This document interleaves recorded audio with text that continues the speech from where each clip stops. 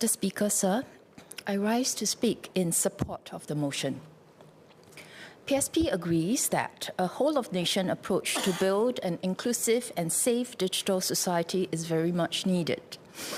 As society digitalized over the past decade, there has been an increase in the prevalence of many varieties of online scams, which has lowered the trust levels of many Singaporeans in digital tools. Horror stories abound of people losing their life savings in a twinkling of the eye. Last year, my parents gave me half their life savings to put in my bank account, not in theirs, because they are not confident of not losing it to scams. Their trust level in the security of their money in their bank account has never been so low in their entire lives. I'm sure that many other pioneer and Merdeka generation Singaporeans share my parents' sentiment. Over the years, the government has been promoting financial self-reliance by Singaporeans. For most of us, our own savings is what we have to rely on to meet our expenses and to live in dignity. Any compromise to the security of our savings is a big deal to us. Given the gravity of the issue, I feel that the government can do more to safeguard citizens' savings and foster a strong culture of consumer protection. The proposed Shared Responsibility Framework, or SRF, which assigns financial institutions and telcos relevant duties to mitigate phishing scams and requires payouts to affected scam victims where these duties are breached, is a step in the right direction, but it is just a baby step. There are two main issues with the SRF. Firstly, the SRF has a limited scope. It only covers phishing scams and does not cover the whole range of other scams, including malware scams, police official scams, investment and love scams. Its protection is thus rather limited. For example, in the recent case of a family losing their life savings due to downloading malware when they tried to buy organic eggs, the SRF does not help them at all. Secondly, the duties that financial institutions and telcos are required to carry out are extremely limited. For example, under the SRF, financial institutions are directed to perform 4 duties. 1, impose at least a 12-hour cooling period after activation of digital token, during which high-risk activities cannot be carried out. 2, send notification alerts for activation of digital token and conduct of high-risk activities. 3, provide outgoing transaction notifications by way of SMS, email, or in-app notification selected by the consumer. And 4, provide a 24/7 reporting channel and a self-service feature for consumers to promptly block online payment transfers from their accounts. These 4 duties do not create a sufficient incentive for financial institutions to proactively protect their customers and to remove potential for fraud from their systems. While vigilance and personal responsibility of the consumer are a critical line of defense against scams, the average consumer has less resources to protect themselves against scams as compared to financial institutions. Financial institutions have the capacity to do more to protect consumers against scams with systems to monitor transactions and detect suspicious payment flows. Large overseas transactions by individuals who rarely or never perform them should immediately trigger alarm bells within the system of financial institutions.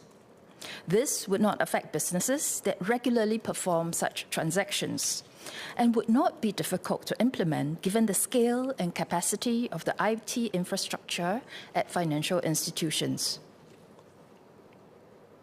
In contrast to Singapore's framework, jurisdictions like the UK have moved towards mandating full reimbursement to scam victims by banks, except in cases of fraud or gross negligence by the consumer. This model has also been considered in Australia and the EU. I acknowledge that there are moral hazard issues with a full reimbursement and would thus like to suggest a co-sharing of liabilities between the bank and the consumer. In assessing the issue of online scams, there is a trade-off between financial security on the one hand and convenience and productivity on the other. If banks are totally not liable for any losses, then they have only financial incentives to move more and more towards digital financial transactions and services due to the savings in manpower costs. The cost of digital financial transactions come in the form of greater ease of losing huge amounts of money, and it is being borne by bank customers, especially the most vulnerable. In addition, banks are in control of the security features in the banking apps and the payment processes, but customers who have no control over those pay the price for any inadequacies. This is clearly not balanced and hence not tenable. In considering the trade-off between financial security and convenience and productivity, it may be difficult for the authorities to draw a line for everyone. For example, when OCBC introduced security features in their banking app that prohibited the downloading of suspicious apps, there were complaints from some customers. It is foreseeable that different customers will have different needs, but there is no need for a one-size-fits-all. I urge the government to consider a multiple-tiered system with different levels of security versus convenience. Banks can offer different versions of banking apps and processes. For example, one with maximum security features and low convenience, and it comes with a 75% reimbursement of financial losses by the banks in cases of online scams not covered by the SRF. Another with lower security features and comes with a 50% reimbursement for customers who need greater convenience. Banks can adjust the security features in their apps and processes to commensurate with the different level of liabilities. For example, banks might want to re-evaluate the benefit of requiring a separate physical token. The Honourable Member, Ms. Sylvia Lim, has spoken previously about the difficulties of getting one from the bank. Whilst the token is an additional cost for banks, it provides the added security of requiring a second device for the authorization of transactions, not just a handphone which can be hijacked by malware. Using again the example of the family involved in the recent egg scam, if a physical token had been required, the family might not have lost their life savings. Banks are private commercial entities. They are expected to conduct cost-benefit analysis in evaluating any investments in additional security measures. But the government can alter their cost-benefit analysis by imposing a loss-sharing arrangement, which can lead to a different decision. Reimbursements can be subject to an upper limit of a loss amount equivalent to the basic retirement sum.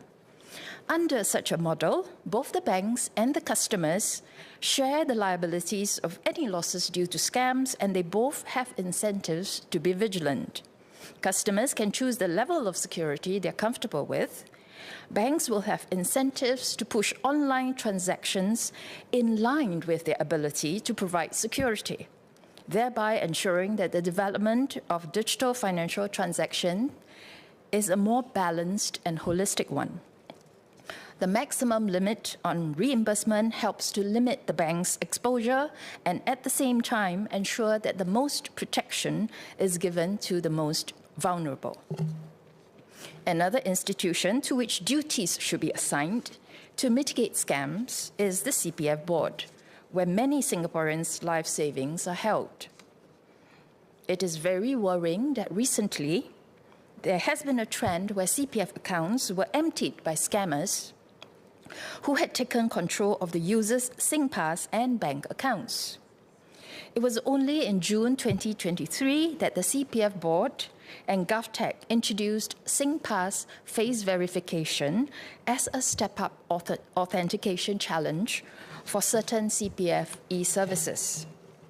In October 2023, my colleague Mr. Leong Man Wai asked a parliamentary question regarding why the CPF website has not implemented security measures commonly implemented by the banks, such as transaction limits and kill switches. It is heartening to know that with effect from 30th November 2023, a default online CPF withdrawal limit of $2,000 a day will be applied to all CPF members aged 55 and above. However, this default daily limit can still be adjusted to any amount up to $200,000 at any time online. This includes those CPF members who have activated the CPF withdrawal lock, which instantly sets the daily withdrawal limit to $0. SingPass face verification is required for changing the withdrawal limit. I would like to ask the government for a confirmation on whether the face verification can be passed by using a photo of the scam victim. Would it strengthen the protection to require CPF members who have activated the CPF withdrawal lock to change the withdrawal limits in person at a CPF service center, similar to the arrangements for the bank's money lock accounts? The same duties that we impose on banks to protect the savings of bank customers should also similarly be imposed on CPF board to protect the retirement savings of CPF members. Finally, I would like to talk about SingPass. We have seen examples of how scammers can take control of victims' SingPass. I'm concerned about the wealth of information available in SingPass, information like family members, education background, income and CPF information, etc. If scammers took control of victims' SingPass, wouldn't they gain very comprehensive information about individual victims and their family members to enable them to devise more ways of scamming? Is this wide range of information necessary? And would the government consider reintroducing physical tokens for SingPass? Mr. Speaker, Mandarin, please. 议长先生，前进党支持今天这项动议。在我国建立一个具包容性且安全的数码社会至关重要。近年来，诈骗案层出不穷，令许多国人甚感担忧。去年，我的父母将他们的棺材本分了一半存进我的银行户口保管，因为他们担心会被诈骗而失去他们的血汗钱。我相信许多年长国人也有同感。多年来，政府提倡人民自力更生，因此对许多国人而言，自己的储蓄是唯一能够保障自己能活得有尊严的依靠。网络诈骗已严重影响国人对于自己的储蓄是否安全的信心。政府可以在保障国人的储蓄和保护消费者这方面做得更多。金融管理局和资讯通信媒体发展局早前发布的共同责任框架下，依然没有为金融机构提供足够的激励他们主动保护消费者，并消除其系统中诈骗行为的潜在可能。前进党呼吁政府考虑制定一套多层的共同责任框架，在这个框架中，消费者可以在安全与便利之间做出权衡。例如，消费者可以选择使用高戒备功能的银行应用程序，这可能为他们带来不便。但是，若有诈骗损失，银行必须承担75%的损失。若消费者选择低戒备功能的应用程序，那银行所承担的损失将较低。这将给予消费者更多选择，也同时激励银行提供更安全的在线交易，让我国在数码化与安全之间取得更好的平衡。Mr. Speaker, as a nation, we need to adopt a proactive and holistic approach to fight scams and create an inclusive and safe digital society for all. Scams have serious consequences for victims. Beyond financial losses, victims also suffer from mental and emotional trauma, such as the embarrassment of having fallen for a scam.